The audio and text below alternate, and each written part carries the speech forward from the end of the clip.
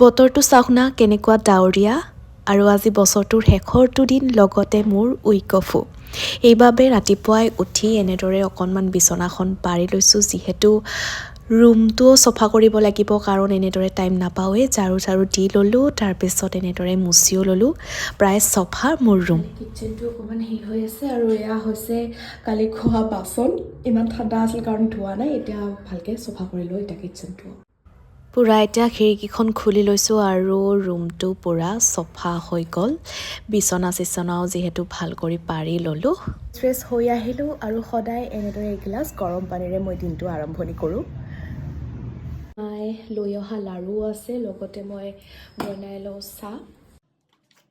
আৰু এনেদৰে গেছটো জ্বলাই লৈছোঁ এতিয়া বনাবলৈ লৈছোঁ চাহ যিহেতু উইক অফ আৰু বছৰটো শেষৰটো দিন তাৰ বাবে এনেদৰে অকণমান নিজকে টাইম দিব বিচাৰিছোঁ আৰু চাহটো ৰেডি কৰি লৈছোঁ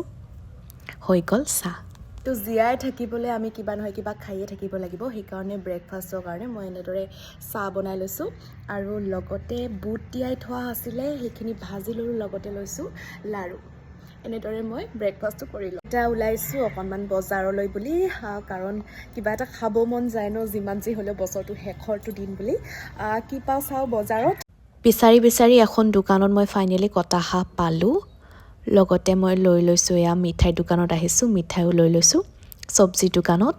চব্জিও লৈ ল'লোঁ এতিয়া মোৰ হাঁহ খাবলৈ বহুত মন আছিল 2-3খন দোকান ঘূৰিলোঁ হাঁহ কটা নাছিলে আৰু এটা আনিব নোৱাৰি যিহেতু অকলে সেইকাৰণে ঘূৰি ফাইনেলি এখন দোকানত কটা হাঁহ পালোঁ এয়া লৈ আহিছোঁ হাঁহ কোমোৰা আজি খাম আৰু পূৰা আৰু এনেদৰেই মই বছৰটোৰ শেষৰটো দিন এনেদৰে এনজয় কৰি আছোঁ আপোনালোকে কেনেদৰে এনজয় কৰিছে কমেণ্ট কৰি জনাব এতিয়া মই মাংস বনোৱাৰ কাৰণে পূৰা ৰেডি কৰিছোঁ এয়া হাঁহৰ মাংস লগতে মাছো আছে আমাৰ আংকুলে দি গৈছিলে ৰাতিপুৱাই মাছ এনেদৰে এতিয়া পিঁয়াজখিনি দি দিলোঁ অকণমান ফ্ৰাই কৰি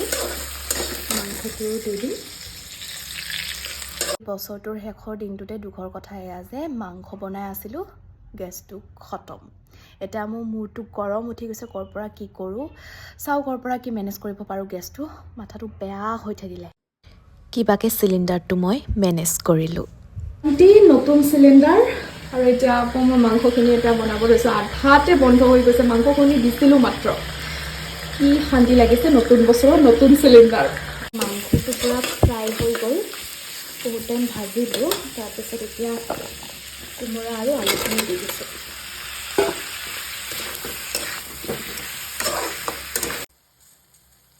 আৰু এয়া মোৰ হাঁহৰ মাংস ৰেডি লগতে মই অকণমান টেষ্টটো কৰি চালোঁ কেনেকুৱা হৈছে ঠিক ঠাক আৰু নিজে বনাইছোঁ যিহেতু বেয়া হোৱা বুলি নকওঁ ভালেই হৈছে বাৰু এয়া মোৰ কাঢ়ি ৰেডি হাঁহৰ মাংস বেঙেনা মাছ আৰু জহা চাউল এনেদৰে ভাতটো খাওঁ আৰু আজিৰ শেষৰটো দিনো মই এনেদৰে পালন কৰিলোঁ আপোনালোকে কি কৰিলে কমেণ্ট কৰি জনাব এতিয়া খাওঁ আৰু